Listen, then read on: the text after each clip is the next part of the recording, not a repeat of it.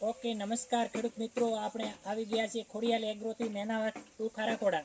તો ખારાખોડા ગામમાં ગોવાભાઈને આપણે બાજરી આપી હતી 86A22. તો એ બાજરી કેવી છે એના વિશે ગોવાભાઈને પણ આપણે પૂછીશું અને આપણે બાજરીનો અનુવાદ કરીશું કે કેવું રિઝલ્ટ છે, સારી બાજરી છે કે નહીં, એ ક્વોલિટી આપણે દેખ્યું.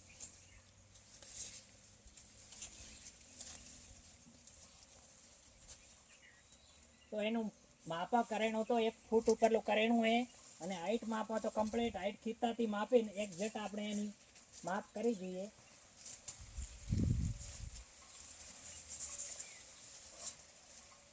તો 8.5 થી 8.5 ઉપરની હાઈટ છે. બાજરી સારી ક્વોલિટીની કહેવાય. તો આ બાજરી આપણા મુજબ હર કિસાનને 86A22 બાજરી કરી શકાય એશિયનરી, અને બાજરી એમાં વધુમાં વધુ ઉત્પાદન મેળવી શકાય.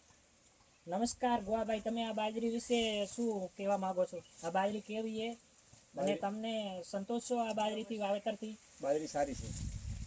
ઓકે, એટલે ડોકે સારી છે, દોણે પણ સારી છે અને હરો પણ સારો છે.